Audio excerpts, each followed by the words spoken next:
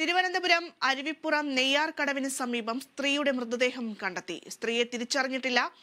കരയിൽ പുരുഷന്റെ ചെരുപ്പുകളും കണ്ടെത്തിയിട്ടുണ്ട്. വിശദാംശങ്ങളുമായി പ്രദീപ് പാറശാല ചേരുന്നുണ്ട്. പ്രദീപ്, എപ്പോഴാണ് സംഭവം? എങ്ങനെയാണ് വിവരങ്ങൾ?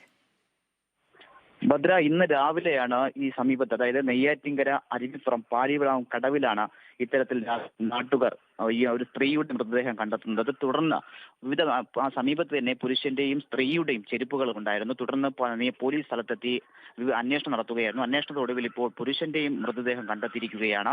ഇപ്പോൾ നമുക്ക് കൃത്യമായിട്ടും ഈ പുരുഷന്റെയും സ്ത്രീയുടെയും കൈകൾ പരസ്പരം ബന്ധിച്ചു നിൽക്കുന്ന തരത്തിലാണ് മൃതദേഹം കരക്കെടുത്തിട്ടുള്ളത്.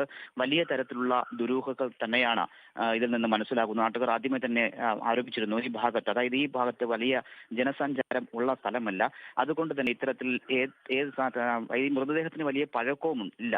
അപ്പൊ അതുകൊണ്ട് കഴിഞ്ഞ ദിവസം രാത്രിയോ അല്ലെങ്കിൽ വൈകുന്നേരം ആവാം ഇത്തരത്തിൽ ഇവർ മരണപ്പെട്ടിരിക്കുന്നത് എന്ന് മനസ്സിലാക്കാൻ സാധിക്കുന്നു. എന്തായാലും വലിയ തരത്തിലുള്ള അന്വേഷണമാണ്. പുരുഷൻ ഇട്ടിരിക്കുന്ന ഈ ബെൽറ്റിൽ ഒരു സ്വകാര്യ സ്കൂളിന്റെ പേരും കൂടി വരുന്നത്. അപ്പൊ അത് തരത്തിൽ ആ തുടർ അന്വേഷണം അത്തരത്തിലാണ് പോകുന്നത്. എവിടെയാണ്, എങ്ങനെയാണ്, എവിടെയുള്ള സ്ഥലത്തുള്ളതാണ് പേര്, മറ്റുള്ള വിവരങ്ങൾ ഒന്നും ലഭിച്ചിട്ടില്ല. എന്തായാലും പോലീസ് ശക്തമായിട്ടുള്ള അന്വേഷണവുമായി തന്നെയാണ് ഇപ്പോൾ മുന്നോട്ട് പോകുന്നത്.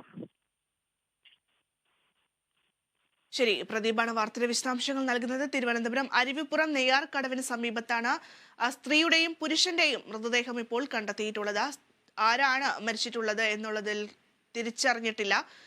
എന്തായാലും രണ്ടുപേരുടെയും ചെരുപ്പുകൾ കണ്ടെത്തിയിട്ടുണ്ടായിരുന്നു.